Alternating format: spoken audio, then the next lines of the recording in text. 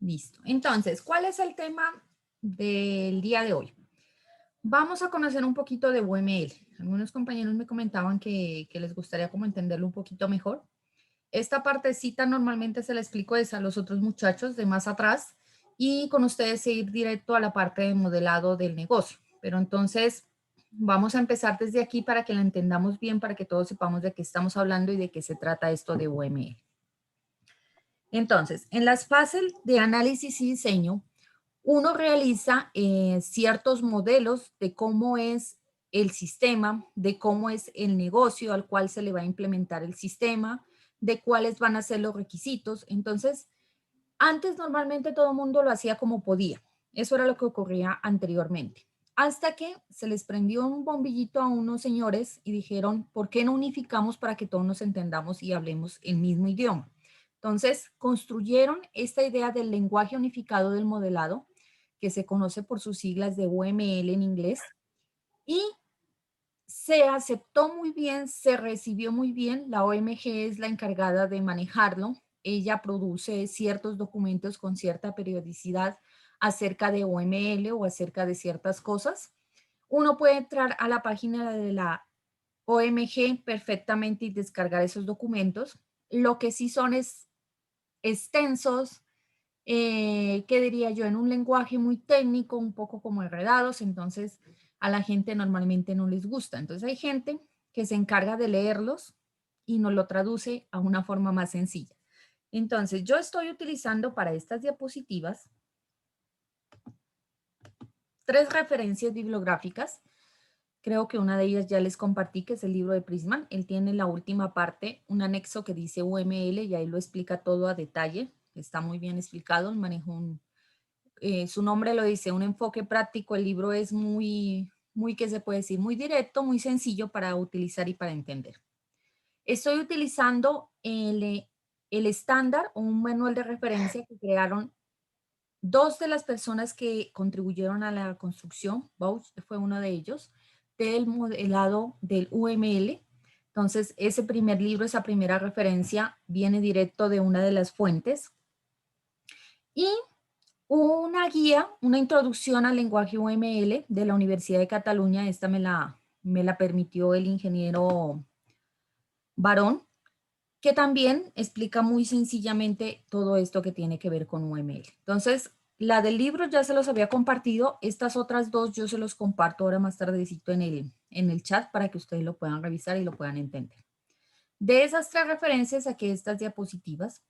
Y entonces, ¿cuál es la idea? Vamos a entender el concepto de UML. ¿Qué es el UML?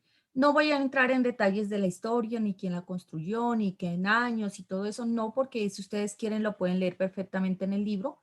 Y para lo que nosotros necesitamos en la asignatura vamos es directo a qué es un modelo, cuáles son los diagramas, entonces vamos a ir a ese punto. Entonces, lo que vamos a ver es primero el concepto del UML, el concepto de modelo, a qué se refieren ellos con modelo, y finalmente cómo son los diagramas y de qué se trata ese estándar que ellos construyeron, que es el UML. Entonces, empecemos por el concepto de qué es UML. UML, como ya les dije, por sus siglas del inglés, se traduce al lenguaje unificado de modelado.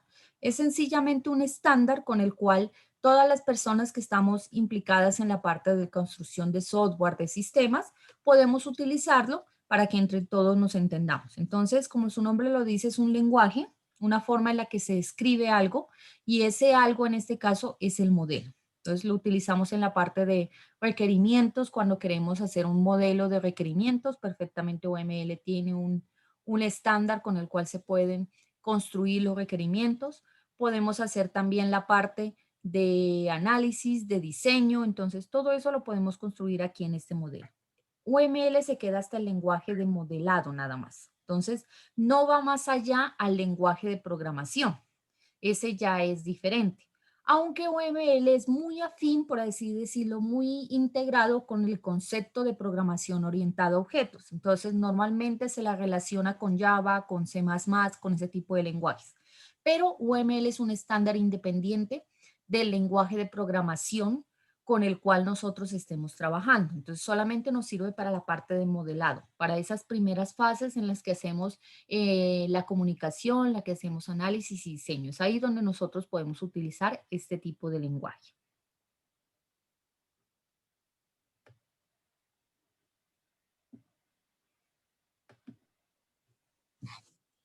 Entonces, ¿qué es lo que exactamente nosotros estamos modelando?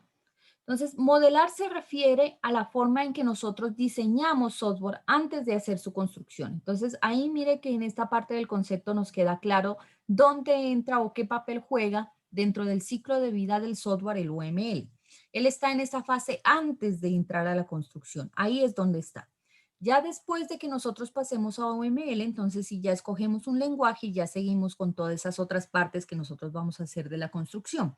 Pero antes de hacerla, tiene que construirse estos documentos, esos documentos que dejan como la evidencia de que en verdad se hicieron los procesos de la colección de requisitos, del análisis, del diseño. Todos estos documentos hacen parte de lo que se constituye como antes de la construcción. Y ahí es donde se utiliza este lenguaje modificado del modelado. ¿Por qué hago tanto énfasis en ese antes? Porque resulta que muchas veces he visto casos, he tenido la oportunidad de hacer revisiones, la gente se entusiasma, si entra, hace codificación y después cuando le dicen por algún requerimiento del proyecto o porque hay una auditoría o porque hay una revisión, le dice, ¿y dónde están los modelos? Entonces, ya que terminaron de hacer la construcción, se sientan a hacer los modelos. Y eso no es la lógica, o sea, primero hay que pensar antes de actuar y ese pensar se refleja a través de estos modelos de UML.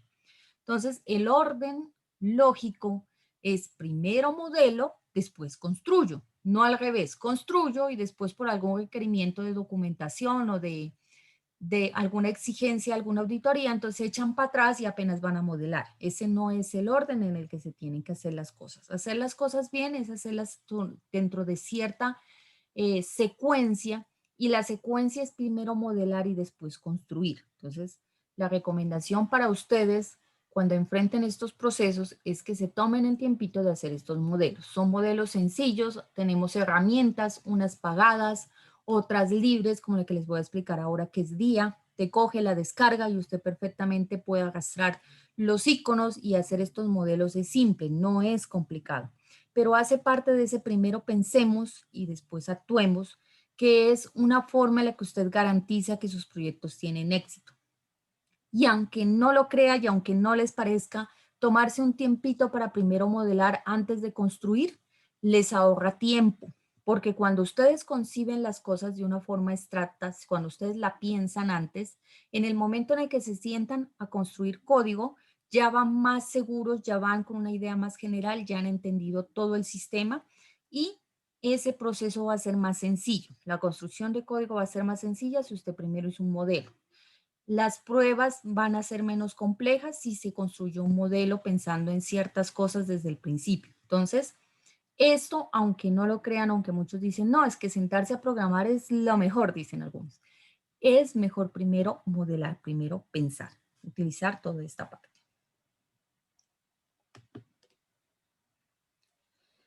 Entonces, para ser prácticos, ya hemos dicho más o menos de qué es el concepto de UML, pero en su ciencia, UML lo que son diagramas. Son diagramas con los cuales uno puede definir ese software que va a construir desde ciertos tipos de vista, desde ciertas especificaciones del sistema. Entonces, existen varios diagramas que nos permiten ver al sistema desde diferentes puntos de cómo está constituido, de cómo se va a desarrollar. Entonces, piense, por ejemplo, en el cuerpo humano. Cuando nosotros nos explican en naturales en el colegio, el cuerpo humano, entonces nos decía, hay un sistema nervioso, un sistema circulatorio, un sistema óseo. Entonces, así mismo maneja UML. Tiene formas en las cuales podemos ver ese sistema que vamos a construir desde ciertas funciones o desde ciertos puntos de vista. Entonces, por ejemplo, pueden construir la parte de la estructura.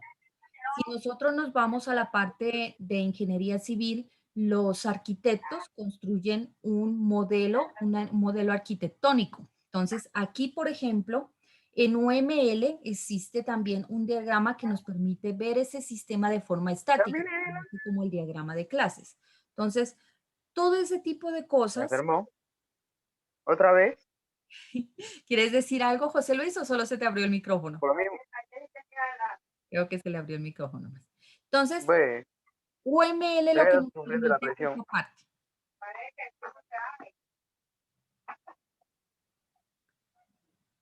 Sí, que Nos le preocupa, que permite le estresa, construir que la lleva. diagramas con las cuales podemos ver el sistema desde diferentes puntos de vista. Entonces, hay diagramas que nos sirven Ah, para especificar eso. el sistema, hay diagramas de visualización, hay diagramas también para la parte de la construcción, nos permiten ver antes de construir cómo podemos nosotros Está distribuir preocupada, se el código. preocupó mucho. Y para la documentación. No importa qué tipo de sistema nosotros estemos construyendo, sea simple o sea complejo, Claro, lo importante es que nos permite construir ese sistema de software. oye, Entonces, por así eso ha grave tenido estaba. tanto éxito la parte del UML, porque resulta que sirve para cualquier tipo de Temblando. sistema. Uh, Nosotros, él tampoco nos dice, El tiene mismo, que los construir mismos. todos los diagramas o tiene que hacer todas las vistas del sistema. No, él dice, aquí está sencillamente el estándar. Si Cuando usted está así tiene que necesita un calmarse lo más que diagrama pueda, de porque si se clases, altera, se hace de la siguiente forma. Bueno, ¿cómo le decimos a José Luis que tiene abierto el micrófono? Profe, ¿usted no lo puede silenciar desde allá? A ver, déjeme un ratico a ver si yo lo puedo silenciar. No, ya, él mismo, él mismo cerró el micrófono ya. Listo. Bueno, entonces, como les digo, lo bueno es eso. Si usted de pronto necesita un diagrama de clases únicamente, entonces el estándar le dice, así se construye un diagrama de clases, sigue esta estructura, sigue estos dibujos y usted lo puede hacer. Usted puede hacerlo a lápiz perfectamente, puede construirlo, no son complicados. Puede hacerlo utilizando una herramienta, se puede hacer en Word, se puede hacer en PowerPoint, se puede hacer en Paint. Entonces, esa versatilidad que tiene el lenguaje ha sido una de las razones de su gran éxito. Entonces, nos permite diagramas para construir todos. Si nosotros queremos hacer todos los diagramas perfectamente, lo hacemos. Si queremos hacer uno, lo hacemos. Si queremos hacer dos o tres, lo hacemos. Entonces, todo eso que deja cierta libertad para qué queremos implementar y qué no, es también lo que ha permitido que tenga esa gran acogida. Entonces, UML dice que construye modelos. Entonces, para entender mejor, tenemos que primero entender qué es un modelo. Un modelo es una abstracción de algo. En nuestro caso, que son software, los modelos son abstracciones de cómo va a ser ese software, de cómo se va a construir. Eso es lo que se refiere con la parte del modelo. Entonces, antes de construir el software que sea una realidad, que sea un, ¿cómo es que dicen los del software libre? Que sean algo de valor para el cliente, nosotros hacemos una abstracción inicial para entenderlo de una forma más global, más de arriba. ¿Cómo va a ser todo ese funcionamiento? ¿Cuáles van a ser las partes de ese sistema software? Y cómo se van a conectar, cómo van a interactuar unas con otras. Eso es en esencia lo que es un modelo de forma particular. Pero veamos el concepto exacto. El concepto exacto nos dice que un modelo es la representación de algo que puede ser en su propio medio o en un medio diferente. Entonces, por ejemplo, ahí en la imagen estamos viendo una montaña y entonces la montaña la están representando a través de un modelo matemático, de un modelo de ecuación. Entonces, es esa forma en la cual yo represento algo de una forma distinta. El modelo no entra en completo a todos los detalles de lo que nosotros vamos a construir, solamente está tomando esos puntos de vista, esas cosas más importantes o más relevantes que nosotros necesitamos para entenderlo.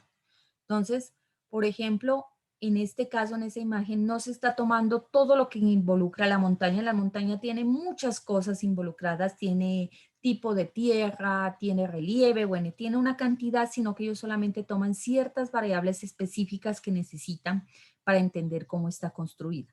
Así es la parte de los modelos que nosotros construimos. No vamos a hacer todo el sistema porque eso sería doble trabajo. hacer todo el sistema con todas sus partecitas, primero en UML y después pasarlo a un lenguaje de programación. No tendría lógica. Sencillamente acá en el modelo vamos a extraer solo las cosas más importantes, las más relevantes, para poderlo entender de una forma más global y después si ya nosotros empezamos a construirlo con todos sus detalles, con toda su especificación en el lenguaje de programación. Entonces, como dice la definición de modelo, solo extrae, solo captura esos aspectos importantes, no todo de lo que vamos a construir. Entonces, la idea es que utilicemos un medio adecuado para construir ese modelo. Podemos hacer UML en lápiz y en hoja. Perfectamente se puede. Se puede hacer en Paint. También se puede. Pero resulta que no es muy práctico al momento de hacer algún cambio. Entonces, usted está haciendo la hoja y el papel, pues va a tener que cambiar una clase, tiene que borrarla, tiene que borrar todas las lineecitas y entonces es más complicado. Si lo va a hacer en Paint y entonces se olvidó una clase, tengo que meter otra clase. Para ponerse a mover todos los pedacitos ya le queda más difícil. Entonces existen herramientas, con la que vamos a ver ahorita más adelante, que nos permiten hacer ese trabajo de una forma más sencilla. Nos permite construirlo y nos permite trabajar de una forma más simple. Entonces hay que también saber seleccionar el medio en el cual vamos a construir el modelo para que permita que nuestro trabajo sea más sencillo. Tampoco nos queremos quedar aquí estancados haciendo el modelo porque necesitamos avanzar hacia la parte de la construcción, que es lo que ya le va a entregar un valor más real al cliente que necesita utilizar ese sistema.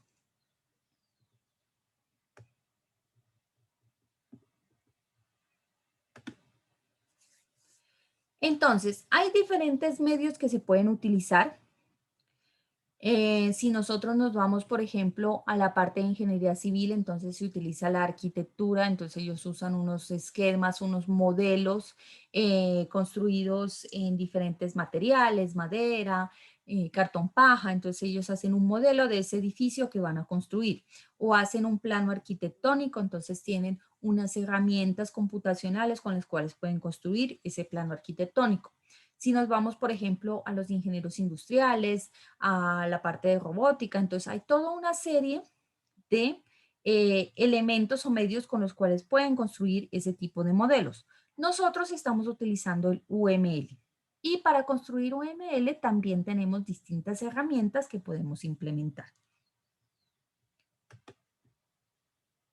¿Qué concluye entonces exactamente el modelo? Incluye tres cosas. Una cosa es la semántica, la forma en la cual se llaman las cosas, la notación que se conoce y los formatos que van inmersos en ese modelo. Entonces, hay texto o hay gráficos que incorporan todo modelo, sin importar que estemos hablando de UML o de otro tipo de modelos.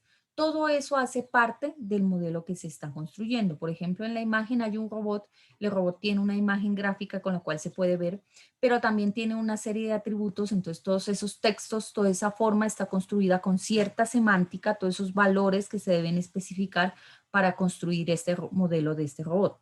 Igual en UML, hay una semántica, hay una notación y hay unos formatos tanto de texto como de gráfico que se utilizan para construir ese tipo de modelos. Entonces, si tienen alguna duda, alguna pregunta o algo que agregar, no se olviden. En cualquier momento me pueden decir y revisamos si tienen alguna duda. Este es más o menos el concepto así general de lo que es UML. Entonces, no sé si ustedes en alguna oportunidad ya habían visto esta parte. ¿Ya habían visto la parte de UML? Sí, profe, ya habíamos en semestres pasados, pero pues la miramos de pronto en un momento en que estábamos concentrados en otras materias y de pronto no le prestamos la suficiente atención y entonces por eso es que de pronto no manejamos muy bien ese lenguaje. Listo. Pero entienden, o sea, ahorita con lo que vieron el semestre pasado y con lo que les acabo de explicar en este caso, que pasé ahí como un poquito rápido por todo eso, ¿entienden de qué se trata UML? ¿Para qué nos sirve? Sí, profe, ahí usted lo está explicando claro, con imágenes y todo, profe. Ya más o menos entendemos lo que se refiere al UML. Listo, muy bien. Entonces, es un lenguaje como el español, como el C, como el Java, sino que este lenguaje específicamente nos sirve para construir modelos. Modelos en la parte de diseño del software antes de construirlo. Eso es lo que hacemos. Entonces, veamos, si les queda claro ahí esa parte del concepto, veamos lo que son los diagramas. Profe, Dígame. pero pues yo pensaba que solamente era para construir modelos, pero ahí usted no tiene un robot. ¿Se puede construir algo así también con UML? Pues esa imagencita que usted está viendo del robot ya es un modelo gráfico más avanzado de ese. Pero parte del robot sí se podría construir con UML. Esa imagen que tú ves allí, no, esa parte no es de UML, esa parte era para explicarles que hay un modelo, que es un modelo, por ejemplo, este es un modelo de un robot y que hay herramientas que nos permiten construir modelos. Pero esto no es UML, este ya es un diseñador más avanzado, una construcción de modelos computacionales, entonces ya no hace parte de lo que es UML. UML en esencia son diagramas, muchos diagramas, tiene diferentes diagramas, ya les voy a nombrar más o menos algunos de los más importantes, más de los diagramas básicos que tiene, que normalmente son como unos 13, tiene extensiones, o sea, cosas con las cuales se puede especificar partes más específicas de ciertos proyectos, pero no llega a este punto, por ejemplo, al modelo que nosotros estamos viendo. Este ya es un modelo gráfico, ese ya hay otra serie de herramientas ¿con qué se puede construir este? Pueden construirlo con lo mismo que usan los ingenieros civiles, con el AutoCAD, se puede llegar a este tipo de diseños.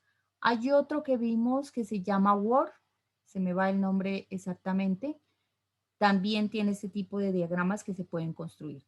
Pero eso hace parte ya de los modelos más avanzados, más a detalles, antes de entrar a producción, a línea de producción.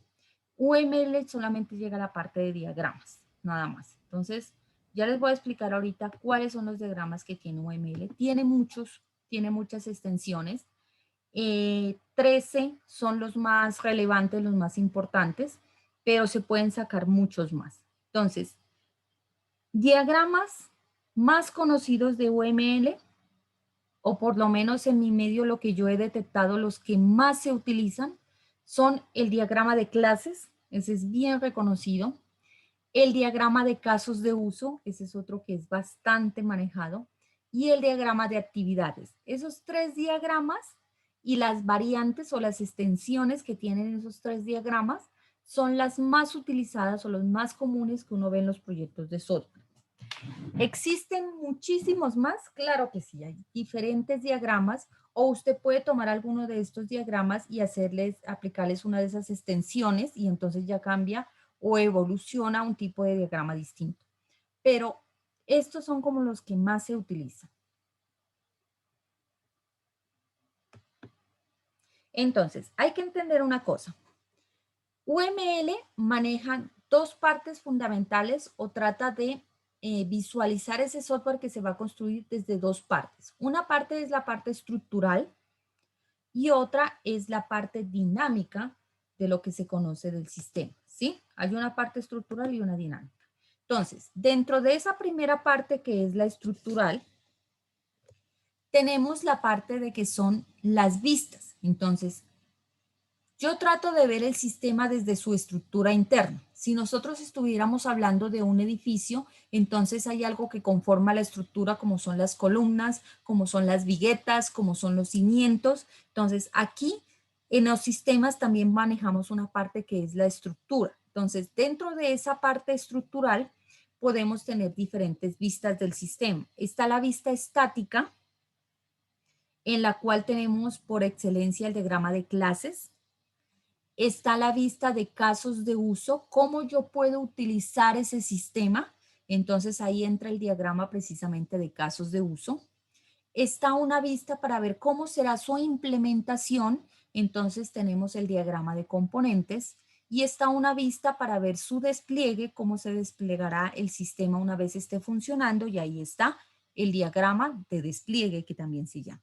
Entonces, miren, no es tan enredado la parte de UML, no es complicado. En la estructura tenemos estática, casos de uso, implementación y despliegue. De ahí podemos ver el sistema desde todas sus formas, desde todos los puntos de vista. De una manera estática, cómo está construido. De una manera de cómo lo vamos a utilizar, cómo lo van a usar los diferentes actores del sistema, porque así se conoce a los usuarios dentro de un sistema como actores, está el diagrama de casos de uso. ¿Cómo lo vamos a implementar? Entonces, ¿cómo se va a dividir el sistema a través de diferentes componentes? No estoy especificando cada uno de esos componentes, aún no, porque aún estoy en la parte del modelado. Yo solamente pienso este sistema, cómo yo lo dividiría en componentes. Entonces debería haber un componente que se encargue de esta parte. Y entonces yo coloco un bloque, hay un diagrama, hay una imagen, un gráfico que representa el componente. Yo lo ubico y le doy un nombre. Aún no existe, aún no lo construyo en codificación, pero yo ya estoy pensando que necesito ese bloque, que necesito ese componente.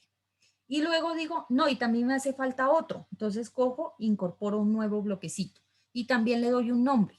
Y entonces digo, y estos dos van a interactuar de esta forma y los relaciono. Eso es UML, ir pensando qué voy a necesitar construir más adelante en ese software, cómo esas cosas van a interactuar unas con otras. Viene despliegue, despliegue ya especifica exactamente cómo va a estar, si es una estructura cliente-servidor, qué va a estar del lado del cliente, qué va a estar del lado del servidor. Si más encima manejamos cliente-servidor y un equipo de base de datos independiente o un servicio en la nube, entonces yo coloco todas esas partes en el diagrama de despliegue. Entonces, mire que UML le permite a uno hacer todo. Puede analizar ese sistema antes de construirlo desde todos los puntos de vista. ¿Qué tantos diagramas utilizamos? Pues depende de qué tan específico queremos el sistema. Ahí también entra un poquito a jugar la metodología. Hay unas metodologías que dicen construya estos diagramas exactamente. Hay otros que les dicen, como las libres, dicen, no, mire qué diagrama le sirve mejor al grupo de trabajo, vea con cuáles puede trabajar mejor y solo utilice los diagramas y hágalos de una forma sencilla, no le gaste mucho tiempo a eso. Entonces, ahí uno escoge qué diagramas necesita. Yo normalmente utilizo clases y casos de uso, eso sí, son los mejores para utilizar. Hay sistemas que no se adaptan mucho a la parte de la programación orientada a objetos. De todo hay en este campo que nosotros manejamos. Entonces, clases a veces no encaja muy bien, pero casos de uso casi siempre. O sea, la forma en la que uno entendemos cómo el cliente o cómo el usuario final va a interactuar con el sistema, la podemos expresar y la podemos dejar plasmada dentro de un diagrama de clases de uso. Y es muy sencillo de utilizar. Entonces, es la mejor forma en la cual uno puede dejar toda esa parte bien específico para que en el momento en el que usted se vaya a sentar a construir ese sistema, usted ya tenga una guía de cómo más o menos tiene que hacerlo, qué cosas van a hacer el sistema, para que a uno no se le queden a veces requerimientos en el camino. Entonces, esa parte de los casos de uso es completamente muy utilizada. Ese diagrama es uno de los más, y también el diagrama de clases. Esta es la parte desde el área de la estructura del sistema, que maneja esas 4 vistas distintas, y dentro de esas vistas tenemos esos diagramas más representativos. Hay otra forma que es el área dinámica del sistema. Entonces, podemos pensar en la estática como una forma de tomar una fotografía. Cuando usted toma una fotografía, no ve las cosas cómo se mueven, ¿sí? Y la parte dinámica ya sería como tomar un video. Entonces, el video ya más o menos le da a uno una idea de cómo las cosas se van moviendo, cómo van trabajando. Entonces, esta otra parte estructural es como tomar una foto del sistema. Quieto ahí el sistema, tomamos una foto. Y la parte de la dinámica ya nos permite ver un poco el movimiento del sistema. Entonces, aquí están las máquinas de estados, el diagrama de actividades, que es uno que más se utiliza, uno de los que yo más he visto que utilizan en muchas partes, y hay unos diagramas o una vista de interacción donde entran los diagramas de secuencia y los diagramas de colaboración. Entonces, esta otra parte nos permite ver ya cómo funciona. Por ejemplo, el diagrama de actividades, que es el más utilizado. Entonces, ese te va diciendo, haga de cuenta, se parece mucho a algún estudiante una vez me dijo, ese de actividades se parece al pseudocódigo, o se parece a esos diagramas de FD que hacíamos al principio en los algoritmos. Sí, tienen una similitud. algo así, porque nos permite ver paso a paso cómo se va haciendo una actividad. Entonces, en la actividad hay este primer paso. Si de pronto llega a ocurrir una cosa, entonces están las decisiones. Entonces, si hoy llega a ocurrir una cosa, pues pasa esto y si no, lo otro. Entonces, se parece un poquito.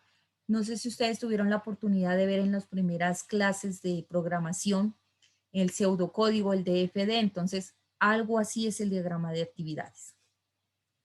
Los diagramas de secuencia también nos dicen con qué orden se ejecutan las cosas. Entonces, eso nos permite ver dinámicamente cómo se van a ir desarrollando las diferentes partes o las diferentes sentencias que van a ir dentro de un sistema. No se debe especificar todo. Si usted se sienta aquí, usted puede pegar una perdida dando todas las secuencias que tiene el sistema o dando la especificación de todas las actividades. Pero sí a veces es necesario, hay unos puntos críticos, unas actividades muy vitales del sistema, entonces es mejor dejarlas bien específicas. Se deben hacer en este orden, porque yo lo he visto y lo he sufrido. El sistema funciona perfecto, pero a veces la persona que lo utiliza no tiene muy en claro cómo es el proceso. Y por eso hace que las cosas fallen. Y otras personas, otros interesados, otros involucrados se ven afectados en el mal uso o en el que la persona no tenga bien en claro cuál es la secuencia de la actividad que tiene que seguir. Entonces, si usted detecta que tiene un proceso vital que se debe hacer con cierta secuencia para garantizar su éxito, es mejor que usted lo deje bien en claro a través de un diagrama de secuencia. No solo porque alguna vez dijo, no, es que eso es más trabajo para nosotros, dijo alguna vez una persona, dijo, y yo sencillamente hago la capacitación y allá verán, ¿sí? No es el allá verán. Por eso yo al principio les doy esa clasecita de los books más famosos del mundo. Muchas de esas personas dijeron, construye el sistema y allá verán. Cuando usted deja ese allá verán, allá deja esa posibilidad de que el sistema falle, de que haya unas consecuencias muy graves. Y cuando hay consecuencias graves, todo el mundo trata de echarse el agua sucia a otro, ¿sí? Yo no fui, yo no asumo esa responsabilidad. Y entonces, a veces esas aguas sucias le cae a la persona que construyó el sistema, porque le dicen, usted construyó el sistema, pero no especificó que nosotros teníamos que hacer esto. Y como usted no nos especificó, yo no sabía, y entonces yo cometí un error, pero como yo no sabía, ¿sí? Y entonces le echan la responsabilidad a usted. Entonces, para curarse en salud, para estar más tranquilos, puede que no pase, pero tal vez sí pase. Entonces, es mejor que usted deje las cosas bien especificadas, bien desarrolladas, bien escritas. Si de pronto llega a ocurrir uno de esos casos que nadie quiere que pase, y hay ese conflicto de que todo el mundo se está echando la responsabilidad uno al otro, usted puede decir, mire, este era un proceso vital del sistema, yo dejé este diagrama que le entregué al usuario, le entregué a la capacitación a la persona que me dijeron, y aquí está especificado cuál era la secuencia en la cual tenían que hacer las cosas. Ahí está especificado cómo debería hacerse esta actividad. Y entonces yo les dije cómo tenían que hacer. Entonces ahí sí ya usted puede decir, yo les dije y si ya no lo hicieron, ya es responsabilidad de ellos, no mía.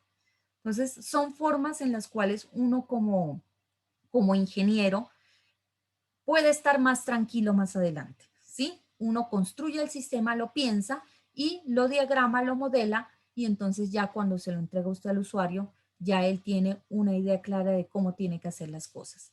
Uno no puede garantizar al 100% que la gente haga las cosas así, porque por lo menos yo me he dado cuenta, hay gente que viene haciendo las cosas con cierto proceso, ese proceso está mal hecho, uno crea un sistema, uno modela la actividad, uno modela cómo debería ser el proceso exactamente para que las cosas se hagan bien.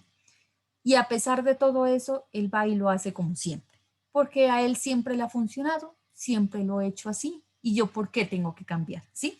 Uno se encuentra con ese tipo de personas dentro de las empresas. Puede que el jefe diga, sí, hay que cambiar el proceso, pero al final el funcionario es el que va a utilizar. Entonces, si llega a ocurrir algún problema porque él está haciendo las cosas mal, usted ya está curado porque usted especificó cómo tenían que hacerse y ya ahí sí, como dicen, allá verá pues si ya no quiere seguir las cosas como son, ¿sí? Eso es la parte. Entonces, miren que aquí ni siquiera están todos 13, aquí tenemos 4 en la parte de arriba y 4 en la parte de abajo, aquí están 8. de los diagramas que se manejan en UML. Hay muchos más. No tenemos el tiempo para verlos. Eso a veces nos aprieta un poco la parte del tiempo. Pero están. Yo les voy a prestar esas bibliografías, perdón, esos libros. Si ustedes quieren o necesitan alguno de estos diagramas, pueden entrar a consultarlos. Sobre todo el primero, el de Books y Jacobson, ese es muy completo, tiene casi todos los diagramas, entonces ahí los pueden encontrar y ahí les explican de una forma muy sencilla cómo utilizarlos. Si de pronto quieren ustedes algo mucho más completo todavía, entonces yo les presto la dirección del OMG, que es el encargado de establecer este estándar de manejar a UML, y entonces usted puede ir allá y perfectamente darle descargar. El estándar tampoco es un misterio, va a la OMG y usted le dice descargar UML y él le entrega UML. Y baja, el manual tiene como 700 páginas, es bien extenso, pero ahí está especificado absolutamente todo. Los verbos, las palabras que utilizar, los dibujos, los enlaces, cómo se relacionan, todo está especificado allí. Entonces usted puede construir perfectamente cualquiera de estos diagramas. Obviamente hay una curva de aprendizaje, uno tiene que gastarle el tiempito para entenderlo y para poder desarrollarlo, pero no es nada del otro mundo, no es nada complicado. Yo ahorita les hago una probita, les muestro más o menos en Dia. Dia es un software muy sencillo con el cual se pueden hacer diagramas. ¿Cómo uno puede construir algo así? Y eso no tiene nada de ciencia. Bueno, entonces, más o menos, como los más relevantes o como los que más se utilizan en esta parte, diagrama de clases, diagrama de implementación, diagrama de casos de uso, diagrama de actividad, secuencia, comunicación, estado, hay 13 en total que son los que más se utilizan, ¿no? Entonces, en Prisma normalmente los dice, hay 13, pero estos son como los más utilizados en la parte de la ingeniería de software. Yo estoy de acuerdo sobre todo con estos tres: clase, casos de uso y actividad. Estos son como los más utilizados. Secuencia y comunicación también se utiliza, implementación y diagrama de estados también. Bueno, entonces, voy a empezar explicando el diagrama de clases. Aquí es donde uno dice, aunque UML dice somos un estándar aparte del lenguaje de programación, uno le ve que tiene cara de programación orientada a objetos, ¿sí? Porque este diagrama de clases se va precisamente a modelar todo eso que tiene que ver con la programación orientada a objetos. Entonces, no sé si ustedes tuvieron la oportunidad de construir un diagrama de clases o de verlo. Un diagrama de clases luce como esta imagencita que les estoy mostrando a ustedes allí. En ese semestre que vieron UML, que me dicen que fue el semestre pasado, ¿construyeron algún tipo de diagrama? ¿Hicieron el diagrama de clases? No, profe, el semestre pasado no fue, eso fue como en tercero, en cuarto, no sé. Ah, ya, un semestre pasado, pero mucho más atrás. ¿Qué diagramas alcanzaron a construir? ¿Alcanzaron a construir este diagrama de clase? Sí, profe, sí, construimos un diagrama de clase, pero en realidad, pues de pronto, como dijo el compañero ahora rato, no profundizamos, en realidad fue algo como un relámpago, algo así como por verlo y ya, pero no profundizamos en él. Listo. Entonces, esta imagen de aquí nos muestra un diagrama de clases. Como lo ven, no tiene nada del otro mundo. Sencillamente son, por así decirlo, cajones. Cada uno de esos cajones representa una clase y están conectados unos con otros a través de unas líneas que tienen diferentes tipos, diferentes terminaciones y diferentes, ¿qué se puede decir?, estructuras. Entonces, tampoco existan demasiadas, está la línea continua y la línea punteada, son los dos tipos de líneas que van a encontrar en un diagrama de clases. Ya les voy a decir ahorita de qué representan cada una. Y las terminaciones, pues tenemos las líneas completas o tenemos unas que terminan en flecha. Hay unas que terminan en flecha compacta, como por ejemplo la que va de estudiante grado y estudiante doctorado hacia estudiante. Esa es una de ellas.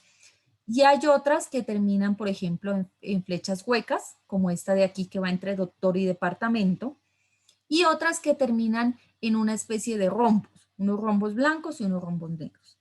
Este dibujo que les estoy mostrando aquí tiene casi todos los elementos que puede llegar a tener un diagrama de clases, ¿sí? Como ustedes lo ven, tampoco es que sea algo del otro mundo. No es nada de más allá. Y son sencillos de construir. Vamos a ver más o menos de qué se trata y qué son cada uno de esos diagramitas, cada uno de esos símbolos que tienen. ¿Qué es primero? El diagrama de clases, como su nombre lo dice, nos permite modelar clases. Clases que van a conformar el sistema. Tampoco es que vamos a modelar absolutamente todas las clases. Por ejemplo, yo en mi sistema lo voy a programar en Java y voy a utilizar mucho la clase string y entonces voy a colocar a la clase string con todos sus atributos y todos sus métodos. No, porque eso es muy complejo. Yo sencillamente modelo las clases más importantes para mi sistema. Tal y como lo decía la definición de modelo, solamente se abstrae los puntos de vista más relevantes del sistema. Entonces yo coloco esas clases vitales, coloco sus atributos más importantes, no tampoco les voy a poner todos, y coloco las operaciones, las cosas que esa clase puede hacer. Ya que defino cada una de las clases, también voy a colocar cómo se relacionan unas clases con otras. Entonces, para entender un poquito mejor el diagrama de clases hay que entender también lo que es la programación orientada a objetos. La programación orientada a objetos nos dice que ella está llevando la vida real a la programación. Nosotros en la vida real utilizamos todo el tiempo objetos. Es algo que hacemos desde que somos muy pequeños. Nos han enseñado a utilizar objetos que nosotros llamamos herramientas. Entonces, para comer nos enseñan que usemos la cuchara. Entonces, es un objeto que estamos usando para hacer una operación que es comer. Entonces, eso es lo que trata de simular la programación orientada a objetos cuando uno programa. Construye clases de las cuales vamos a desarrollar objetos. Esas clases tienen algunos atributos, cosas importantes que nosotros utilizamos de ellas y tiene operaciones, funciones que yo puedo usar con ese objeto que voy a crear de esas clases. Entonces, el diagrama de clases refleja eso. Y aquí es donde uno dice UML tiene algo de programación orientada a objetos porque permite estos diagramas que están estrechamente relacionados con el concepto de objetos y clases. Entonces, ¿qué podemos ver del sistema si construimos un diagrama de clases? Como ya les había explicado anteriormente, hace parte de esa parte estructural del sistema, ¿sí? De esa área estructural del sistema y nos permite ver una vista estática, como tomarle una fotografía al sistema en un punto preciso. Entonces, eso es lo que nos permite el diagrama de clases, crear a través de una vista estática la estructura del sistema. No está mostrando la parte dinámica, no nos muestra cómo son las comunicaciones entre esas clases. Eso no nos deja ver un diagrama de clases. Para eso existe otro que son el diagrama de comunicaciones, el diagrama de actividades, el diagrama de secuencia. Con eso podemos construir esa parte dinámica, no con este. Lo que sí nos muestra es cómo son esas clases, cuáles son y qué las compone a cada una de ellas. Eso sí nos muestra un diagrama de clases. Entonces, los componentes principales de este diagrama, como su nombre lo dice, son dos cosas únicamente. Las clases que existen y cómo se relacionan unas con otras. Entonces, la primera parte son las clases. ¿Cómo se representan las clases? Recuerden que cuando dijimos el concepto de modelo, decíamos que el modelo siempre se compone de una notación, de una semántica y también se compone de texto y gráfico. Entonces, aquí la clase, la parte de la semántica es que esto se llama una clase, sin importar el nombre que usted le vaya a poner. La notación, en la parte superior de este rectángulo que se construye, va el nombre de la clase con negrita, ¿sí? Eso nos dice el estándar. Coloque el nombre de la clase con negrita y ese será el nombre de esa clase. Segundo cajón o segunda parte en la que se subdivide ese rectángulo. Van los atributos. ¿Qué son los atributos? Son esas características que tendrán esos objetos de esa clase. Por ejemplo, si yo voy a modelar una clase que se llame lapicero, entonces el nombre iría en la parte de arriba, lapicero con negrita. Un atributo. Entonces, el lapicero puede tener muchas características Yo puedo describirlo, puedo decirlo, es de tal color, es de tal material, su tinta es de tal color también, tiene una dimensión, tiene alto, por ancho, por profundidad. O sea, yo podía encontrarle las características que quiera un lapicero, pero yo solamente voy a colocar aquí las más relevantes. Entonces, ¿yo qué pondría del lapicero? Lo más importante de un lapicero es, por lo general a uno le interesa de qué color pinta, qué color es su tinta. Entonces, yo le pondría aquí atributo color, con el color con el que pinta. Eso es como lo más relevante que uno necesita un lapicero. No necesita las demás cosas.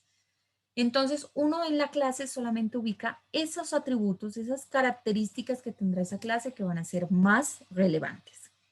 ¿Cómo se coloca? Entonces, aquí está la parte de la anotación. Nombre del atributo. Recuerde que para programación los nombres no deben de tener espacios, entonces va el nombre del atributo, 2 puntos y seguido del tipo. Entonces, si va a ser un entero, si va a ser una cadena, si va a ser un doble, si va a ser un float, bueno, ¿qué tipo de datos corresponde ese atributo? Si va a ser de otro tipo de otra clase, eso también se admite. Entonces voy a utilizar algo de otra clase que yo tengo definida por ahí. Entonces ahí va el nombre de el tipo de datos al cual corresponde ese atributo. ¿Qué va en el tercer cajón? En el tercer cajón va las operaciones, las cosas, las funciones que yo puedo utilizar de esa clase. Puede tener muchas funciones. Por ejemplo, por definición en la programación orientada a objetos, toda clase tiene un constructor y un destructor, ¿sí? Que tienen el mismo nombre de la clase. Eso ya se sabe que por definición existe, entonces yo no tengo por qué poner ese tipo de métodos aquí. Aquí no voy a colocar el constructor y el destructor. Yo sé que existen y ya no necesito colocarlos. Pero que tiene un método con el cual yo voy a hacer una operación vital para el sistema. Ah, entonces ese sí lo coloco.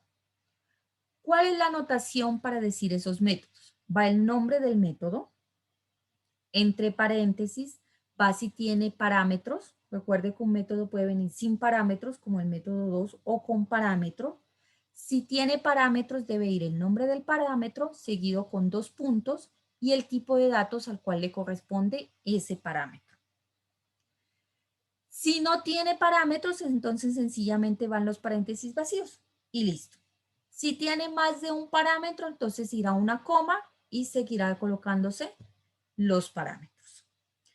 Después de que yo cierro el paréntesis, van los 2 puntos y va el tipo de datos del método. Recuerde que el tipo de datos del método es el tipo de datos de lo que le retorna. Si es un método que retorna algún valor, entonces yo aquí tengo que especificar qué tipo de datos tiene ese valor que retorna. Si no retorna nada, entonces sencillamente va como el método 2, que no se especifica nada. Entonces, este tipo de cosas, cómo se representa una clase, que se representa a través de un rectángulo, que ese rectángulo se divide en 3 partes, que esas 3 partes se escriben de esta forma. Esto es lo que es UML, ¿sí? Nos dice exactamente cómo yo debería representar una clase. Ahora sí, qué atributos coloco y qué no, eso ya es decisión de la persona que está modelando. El estándar o el concepto de modelo nos recomienda que solo coloquen las cosas más importantes, más relevantes para el funcionamiento del software. No entra tanto a detalle porque no va a salir nunca de definir una clase. Entonces, sencillamente solo hay que colocar lo más relevante, nada más. ¿Tienen alguna pregunta de cómo se dibujan las clases? ¿Cómo se representan?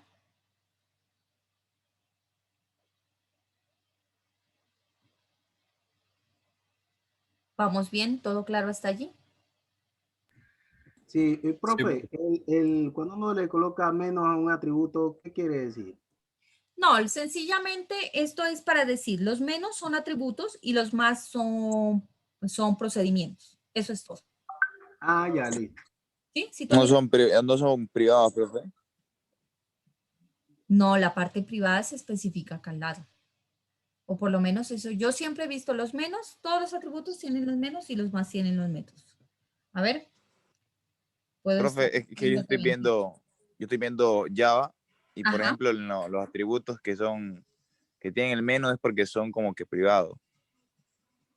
puede ser. ¿Sabes que sí puede ser? Bueno, de todas maneras, lo que pasa es que normalmente en una clase se recomienda que los atributos nunca sean de tipo público. Entonces, siempre yo he establecido los atributos como privados y yo siempre me aparecen con el menos. Entonces, yo por eso dije, no, todos los atributos tienen menos. Pero es posible que si algún atributo se le coloque como público, puede que aparezca el más. Ahorita salimos de la duda. Ahorita lo probamos ahí en la parte del día y salimos de esta duda. Pero yo tenía entendido que los atributos siempre iban con el menos y los métodos con el más. Pero ahorita salimos de la duda de esa parte. Bueno, sigamos por aquí. Relaciones. Entonces, el otro componente de un diagrama de clases son las relaciones. ¿Cómo una clase interactúa entre otras? De nada nos sirve tener objetos si no podemos nosotros utilizarlos. Y esa forma de utilizarlos por lo general siempre viene acompañado de otro objeto. Por ejemplo, en ese ejemplo que yo les decía de cuando ustedes coman, utilizan la cuchara, usualmente la cuchara la utilizamos sobre algún plato, sobre alguna taza. Entonces, ahí ya se están relacionando dos objetos de dos clases. Si, por ejemplo, voy a utilizar ese lapicero, yo normalmente necesito algo sobre el cual voy a escribir con ese lapicero. Entonces, ya está interactuando el objeto lapicero como con una hoja o con un cuaderno. Entonces, siempre se van a relacionar los objetos uno con otro.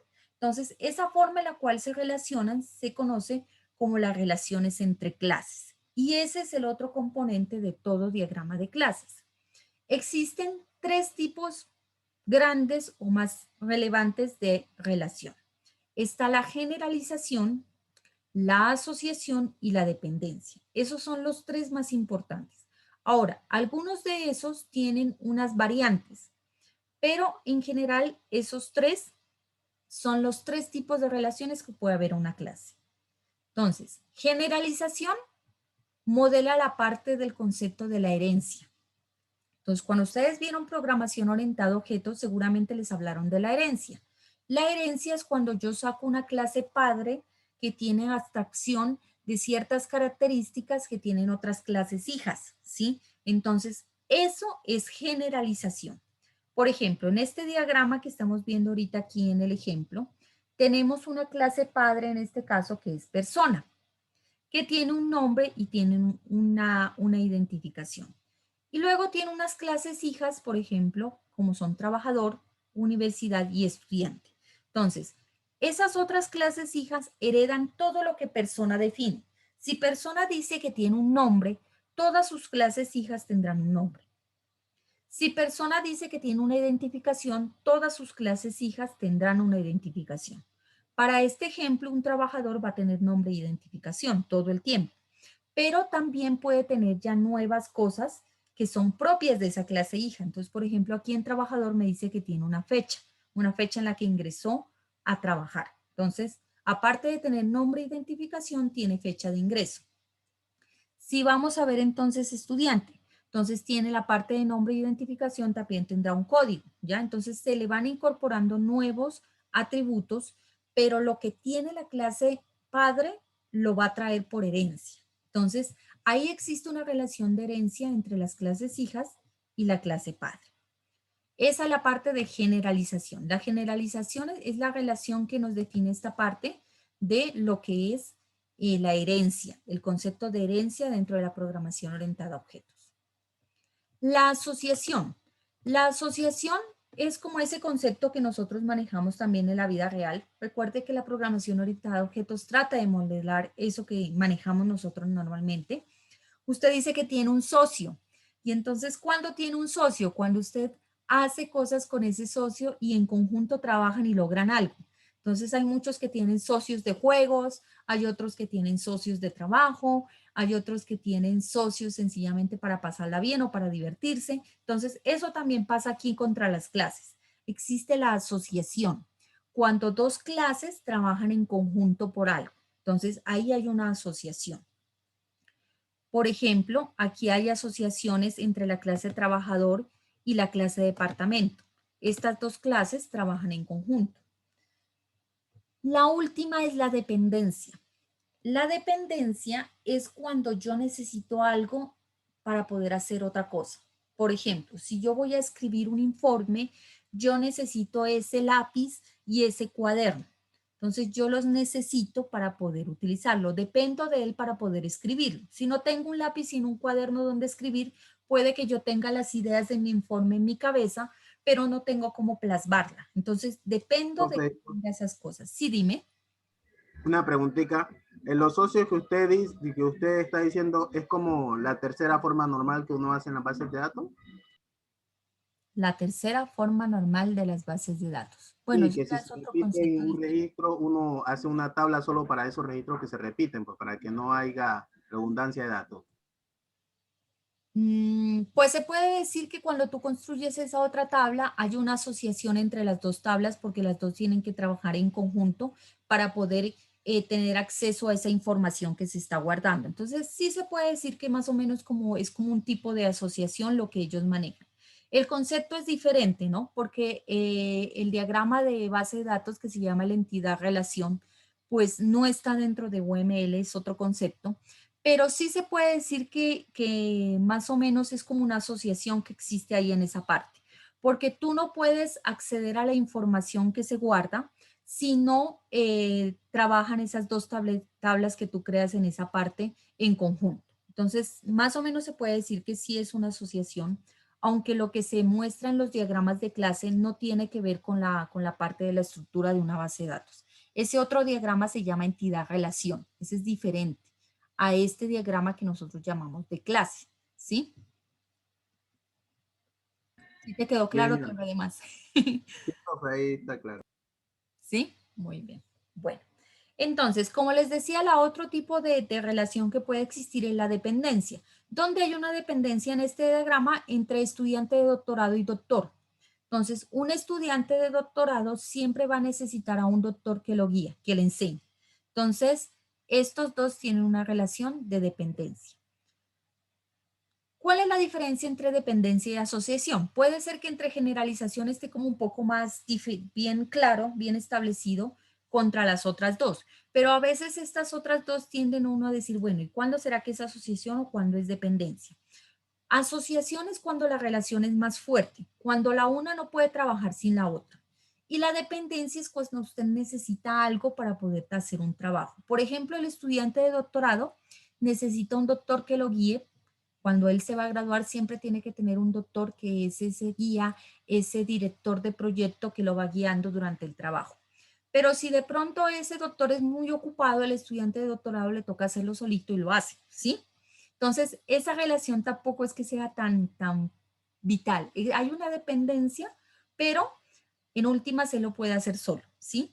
Pero cuando hay una asociación, por ejemplo, un trabajador debe pertenecer a un departamento, no puede haber un trabajador suelto sin un departamento dentro de la universidad, entonces ya es una relación más fuerte. Debe estar vinculado a un departamento, ¿sí? Entonces ahí en esa parte ya hay una relación más estrecha, más fuerte y entonces es una asociación. Es más o menos ahí cuando uno distingue, porque este tipo de relaciones usted las va a tener que modelar. Entonces usted va a decir, tengo estas dos clases, ¿qué relación tendrán? ¿Será de generalización? Ah, no, la una no hereda de la otra, entonces no es generalización. Entonces, ¿será de asociación o será de dependencia? Entonces, ahí es donde uno a veces tiene que entrar a decidir y hay que tener en claro cada uno de los conceptos. Entonces, veamos más en detalle cada uno de esos tipos de relaciones. Generalización. Generalización, como ya les expliqué, modela esa parte de herencia. ¿Cómo se establece en UML? O sea, ¿cómo es esa notación, ese estándar? Las clases ya las vimos, son estos rectángulos. Aquí no estamos colocando ni atributos ni métodos, solamente para efecto de decir cómo es más o menos en la parte del sistema. Entonces, en la parte superior siempre se ubica arriba la clase padre, ¿sí? Y a esa clase padre va a llegar una flecha que en la punta va a tener un triángulo vacío o relleno de blanco, pero que es un triángulo cerrado, ¿sí? Entonces, una flecha con un triángulo en la punta. Y esa va a ser la clase padre. Al otro extremo de la flecha van a estar las clases hijas. Y esa línea siempre va a ser concisa, o sea, nunca van a encontrar una línea punteada en una parte de generalización. Entonces, esa relación se llama de generalización. Una clase padre de la cual salen clases hijas. Puede ser una, puede ser dos, puede ser tres, pueden ser más. Entonces, siempre va a haber una clase padre que tenga unas clases hijas y la forma en la que se representa es con esa línea sólida que en la punta tiene una flecha que es un triángulo y ese triángulo está relleno de blanco y ese triángulo siempre apunta a la clase padre. Así es como se representa la generalización. Representa esa herencia que es el concepto de programación orientada a objetos entre una clase padre y unas clases hijas, ¿sí? O también se las conoce como superclase a la clase más grande y las otras como subclases. ¿Y qué nos representa para nosotros? Cuando usted vea esta relación en un diagrama, quiere decir que va a haber una clase padre que define unos métodos, unos atributos, y que todas estas otras clases de la parte de abajo que heredan de ella, los van a tener porque esa es su herencia. El hecho de ser herederas de esa clase de arriba, reciben todos los atributos y todos los métodos que ella haya definido. Entonces, todo lo que esté establecido aquí entre estos dos triángulos, también los van a tener estas clases hijas. ¿Sí? Esa es la parte de la generalización. ¿Tienen alguna duda o les queda claro más o menos cómo se representan esa relación? Pues a mí me queda claro, aunque yo siempre me he preguntado por qué razón uno no puede heredar de varias clases, o sea, no puede heredar de dos clases, sino que tiene que heredar de una. Y quiere como en la vida real. Yo quiero heredar de mi mamá, de mi papá, de mi tío, de mi abuelo, de todo. O sea, yo miro los videos y todo, y lo utilizo en Java, utilizo bien lo que se trata la herencia, pero siempre me he preguntado por qué no, si yo puedo heredar de mi padre, hasta de mi primo puedo heredar algo, profe. Exactamente, no, lo que se trata es de no tratar de confundirse mucho. Si usted podía hacer herencia de dos clases, entonces es posible que haya conflictos, que una tenga el mismo atributo y en la otra, y entonces ahí el computador va a decir, bueno, las dos definen el mismo atributo o los dos tienen el mismo método, ¿a cuál le hago caso? ¿Sí? Entonces, es para que el computador no se confunda. Recuerden que el computador es muy rápido, es muy potente en velocidad y en capacidad de procesamiento, pero no en entendimiento. Cuando tiene que tomar ese tipo de decisiones, se va a bloquear y entonces no va a poder trabajar. Entonces, para evitar ese tipo de cosas, la programación orientada a objetos dijo, una clase solo hereda de otra. Entonces, cuando hereda solo de una, entonces el computador dice, ah, no, trae todo de allá y no hay ningún problema. ¿Cómo usted puede simular? No, es que yo necesito que también esta moto herede de vehículo, pero que herede de otra cosa. Bueno, ahorita no se me viene a la mente otra cosa de donde pueda heredar. Entonces, esta clase de vehículo puede a su mismo tiempo heredar de otra. ¿Sí? Entonces yo puedo hacer otra conexión de herencia hacia arriba a otra clase. Entonces, vehículo va a heredar lo que trae de la de acá y entonces moto va a heredar de vehículo y de esa otra clase. Eso es lo que se puede hacer. Pero directamente solamente puede haber herencia de una sola. Pensando en que el computador... ¿Qué tal si de pronto en la parte del backend yo podría hacer un suite interno donde me dijera, bueno, ahorita yo voy a heredar, si pasa esta condición voy a heredar de esta, y si lo aquello, entonces no heredo de esa, sino de lo aquello de acá, podría ser también así, pero no colocaron no fueron como flexibles en esa parte. Sí, porque es un poco más difícil, ¿sí? Un poco más difícil para... el estándar lo que trata es de ser más sencillo de manejar, tanto para las personas que lo construyen como para las personas como para las computadoras que tienen que traducir esas cosas e implementar ya exactamente ese tipo de programación. Entonces, más que del estándar UML, esas son definiciones que trae la programación orientada a objetos, ¿sí? Ella es la que dijo, la herencia se hace de esta forma y solo se hereda de una sola clase. Y si usted va, por ejemplo, a Java, usted solamente puede extender de una sola clase, no le permite extender de una y de otra. Y es para evitar ese tipo de problemas que se pudieran enfrentar, esos conflictos. ¿Qué pasa si yo extiendo de dos clases, heredo de dos clases? Y esas dos clases me están diciendo, defina un método que se llama de la misma forma y tienen los mismos atributos. Y entonces ahí el computador va a decir, ¿y ahora yo qué hago? ¿Para dónde cojo? Entonces, para evitar ese tipo de posibles cosas que pueden ocurrir, posibles conflictos que pueden haber internamente, para evitar eso se conoce como ambigüedad, o sea, que no haya ambigüedad en el diseño, que no haya ambigüedad en la herencia. Entonces ellos dijeron, no, pues no entremos a complicarnos la vida, sencillamente digamos, una clase solo puede heredar de una y ya, y se solucionó el problema. Ya no había que entrar a mayores detalles, no había que entrar a resolver ese tipo de ambigüedades, como tú dices, bueno, si ocurre tal cosa, entonces tendrá que heredar de la una, y si ocurre tal otra, tendrá que heredar de la otra. Entonces, para evitar esas cosas, dijeron, no, sencillamente solo hereda de una.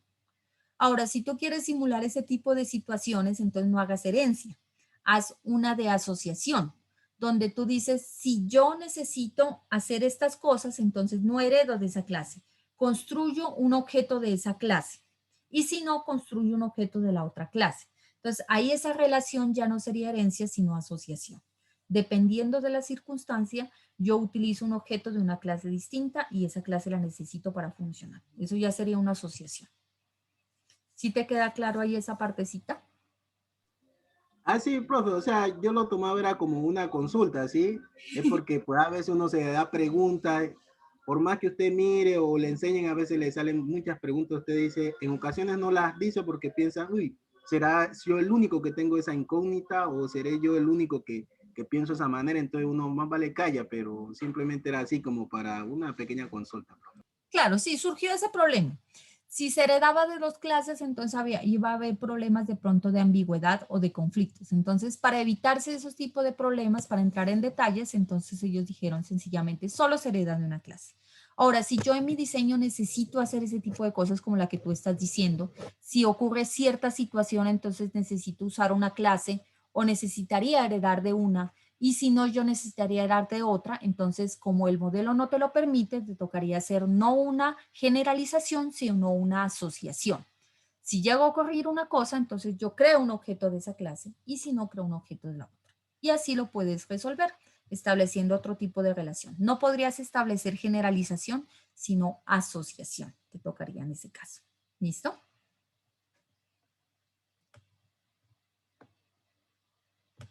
Entonces, veamos ese otro tipo de relación. La asociación. La asociación es una de las relaciones más comunes en programación orientada a objetos y en los diagramas de clase. Entonces, por lo general, siempre usted encuentra una asociación en un diagrama de clases. Ocurre también entre dos clases, ¿sí? Entre dos clases hay una asociación y lo que hay es una relación estrecha entre la una y la otra. ¿Cómo se representa? Todas las asociaciones tienen línea sólida. Así es como se las diferencia de la otra relación que es la dependencia. La dependencia tiene una línea punteada. Entonces, para no confundirnos, toda asociación tendrá una línea sólida. Ahora, existen varios tipos de asociaciones. Entonces, está la asociación en una sola dirección, como la que estamos viendo entre la clase A y la clase B, donde está la línea sólida y al final hay una flecha, pero miren que esa flecha, a diferencia de la de generalización, ya no es un triángulo, sino que es solamente una linecita abierta, ¿sí? Entonces, ahí estamos diciendo que hay una asociación entre la clase A y la clase B. Existe otro tipo que se llama agregación. Entonces, la agregación es un poco más que se puede decir, una relación más fuerte entre la clase A y la clase B. Entonces, la agregación significa que la clase B entra a formar parte de la clase A. Entonces, ahí, por ejemplo, existen algunas como son la maestro-esclavo. Cuando usted define una clase maestro-esclavo, entonces hay una agregación. Y esta otra que es la composición. Entonces, cuando hay una clase padre que está compuesta de unas partes más pequeñitas que son otras clases. Entonces, en este caso, también se define una relación, una asociación, pero es de tipo composición. ¿Cuál es la diferencia? Cuando es una agregación, es una flecha sólida, va desde la clase que se agrega a otra y a la clase a la cual se le va a agregar se coloca una especie de rombo, pero en vacío, blanco. Y cuando es una composición, cuando hay una clase que compone a otra, que es una clase más grande, entonces ahí entonces nosotros colocamos esa línea sólida y volvemos a colocar ese rombo, pero en esta vez ese rombo, que algunas literaturas lo llaman diamante, ese diamante es de relleno de forma negra. Entonces, estas son las posibles variantes que ustedes puedan encontrar de asociación, pero todas son asociaciones, solo que van teniendo unas características más especiales. Entonces, la asociación es una relación entre dos clases muy fuerte, donde la una no puede vivir sin la otra porque se necesitan para trabajar. Si de pronto usted llega a tener un momento en el que tiene que hacer un mantenimiento en caliente y usted va a tener que sacar una clase temporalmente, clase A no va a poder seguir funcionando si clase B la saca usted a mantenimiento. Entonces, ese tipo de cosas establece la asociación. Una relación tan fuerte que la una no va a poder seguir funcionando sin la otra. Y hay diferentes tipos. Bueno, ahí hay más tela que cortar, hay otras cositas que hay que explicar de ahí de esa parte. El tiempo no nos acompaña, ya se nos acabó, vea, ya son las 8:43. Entonces, mañana seguimos con esto y también les explico una herramienta. Hay muchas herramientas para hacer UML. Si usted puede, vaya adelantándose y descárguese una herramienta que se llama DIA. Colóquele ahí al navegador DIA UML y la descarga. Es muy sencilla, es muy livianita, eso también me gusta de DIA, aparte de que es software libre, también para descargar es súper rápido, no exige demasiado del equipo, entonces usted la instala y tampoco es que le va a consumir mucho a procesador ni memoria, entonces eso me gusta de DIA. En esa les voy a explicar más o menos cómo construir estos diagramas, para que si pueden de una vez la instalen para que mañana en la clase ya la tengan instalada y cuando entremos a la parte de explicarles cómo construimos los diagramas, ustedes ya pueden también irlo haciendo allá en la clase. Entonces, no sé si tengan alguna otra pregunta, alguna otra inquietud de ahí de esa parte, o si no, pues ya dejaríamos allí y continuamos mañana. Bueno, Profe, Dígame. ahora lo que dijo el compañero, sí tenía razón, dependiendo del modificador de acceso, así mismo se pone automáticamente ese icono, más o menos. Sí, o sea, en la parte de de las herramientas, o sea, dependiendo de ese tipo de cosas, pues hay que seleccionar lo que se necesita. O sea, toda esta parte de los modelos, usted como programador es el que tiene que definir. ¿Cómo se van a relacionar las clases? ¿Van a ser una asociación? ¿Va a ser una generalización? ¿Va a ser una, una dependencia? Entonces, usted es el que tiene que pensar cómo se van a relacionar las dos clases y de acuerdo a usted, entonces usted ya coloca, como dices tú, el modificador de acceso y entonces ya se cambian ese tipo de cosas. ¿Sí? o sea que si tiene un menos, es público y si tiene un más es privada, Byron. No, al No, al contrario. contrario. Al contrario, si tienes un menos, Al contrario, al contrario. si es un menos es privado y si tiene un más es público. Entonces, por eso siempre los métodos quedan con más, porque normalmente uno modela aquí en esta parte métodos que van a poder utilizar las otras clases y esas tienen que ser de tipo público. Entonces, esas siempre quedan con un más. Y los atributos, pues la recomendación que se hace por seguridad, ahí ya estamos metiendo seguridad en software, es que usted no deje los atributos de forma pública. Siempre déjelos de forma privada y si necesita consultarlos a través de otra clase, hágalo a través de un método público, que dé la vuelta por el método para saber el valor de un atributo de esa clase. Entonces, yo siempre los defino como privados y entonces a mí siempre me han quedado con el menos. Por eso fue que yo me llevé la idea de que los atributos siempre llevaban menos, porque yo siempre los coloco como privados. Entonces, siempre quedan con el menos. Entonces, el menos privado y el más público. Así queda. Gracias entonces, Byron, por aclararnos ahí esa duda. ¿Sí te queda claro también al otro compañero? Ah, sí, profe, sí. A Jimmy, profe, Jimmy. Listo. Bueno, muchas gracias entonces. Bueno, muchachos, ¿alguna otra duda, alguna otra cosa que ahí colocar allí en esa parte?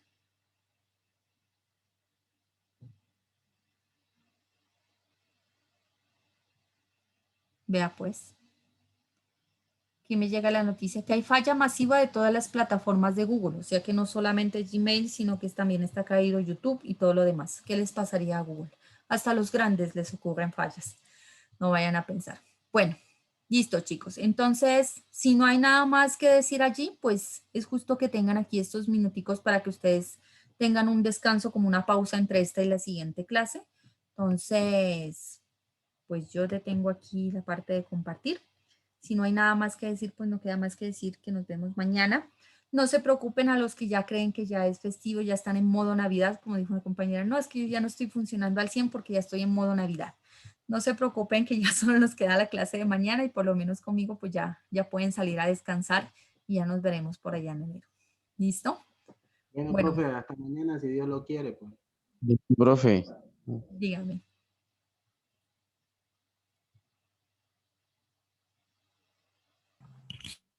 No, profe, hasta luego, que esté bien. Bueno, hasta luego, que estén bien. Chao, profe. Chao, Profe, gracias. Hasta luego, profe. hasta luego.